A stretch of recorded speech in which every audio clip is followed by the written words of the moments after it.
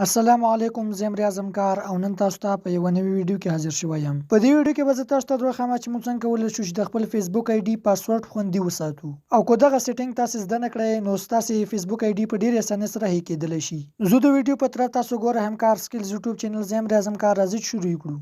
نو د دې سیټینګ لپاره به تاسې خپل ګوګل کروم را خلاص کړئ. کله چې مو کروم براوزر را خلاص کړ نو بیا به دې ځای کې تاسې په دې غشي یا به تاسې په دې درې ټکو باندې به کلیک وکړئ، او په دې ځای کې تاسې دغه سیټینګز تاسو ته ښکاري، په همدې باندې به کلیک وکړئ، او بیا به تاسې په پاسورډ باندې به تاسې کلیک وکړئ.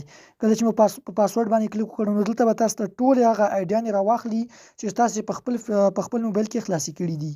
نو ملګرو، کله چې تاسې په خپل موبایل کې هر ډول اکاونټ را خلاص کړئ نو دلته تاسې سره یوزر نیم، ایمیل، پاسورډ، نمبر، هر څه دلته سیو کیږي.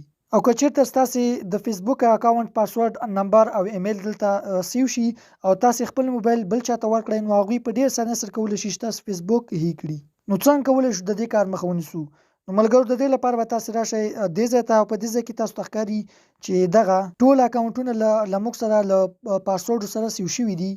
لکه دغه اکاونټ دا ټول تاسو ته ښکاري.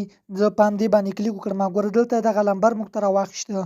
په دې ځای کې تاسو ته لیکلي چې دا سایټ فیسبوک دی، په دې ځای کې به موږ ته پاسورډ ښایي. کله چې په دې سترګې نښان باندې تاسو کلیک وکړئ نو تاسو سره به پاسورډ هم ښکاره شي، خو زه چې په دې سترګې نښان باندې کلیک وکړم نو بیا د سکرین ریکارډینګ تاسو ته تور ښایي، ځکه چې دا د دې ځای امنیت دی. نو بیا تاسو ته سکرین ریکارډینګ تور ښکاري که په دې باندې زه کلیک کړم. نو دا به اوس تاسو څنګه ډیلیټ کوئ؟ نو پورته تاسو ته دغه ډیلیټ نښان ښکاري، په همدې باندې به تاسې کلیک وکړئ او دا تاسو سره ډیلیټ شو، او دا ټول به تاسې همدغسې ډیلیټ کړئ.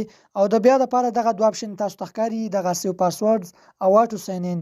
نو دا دواړه اپشن به تاسې بند کړئ. نو بیا چې تاسې په خپل موبایل کې هر یو اکاونټ را خلاصوئ نو دلته به تاسو سره پاسورډ، یوزر نیم، ایمیل وغیره دلته نه سیو کیږي. او په دې طریقې سره تاسو کولی شئ چې د خپل فیسبوک او د هر ډول اکاونټ نمبر او پاسورډ یې محفوظه کړئ. که ویډیو مو خوښه شوې وي ویډیو ته لایک ورکړئ، زموږ چینل هم سبسکرایب کړئ. میلاویږو په داسې نورو ښکلي ویډیوګانو کې. تر بلې ویډیو مو د خدای په امان.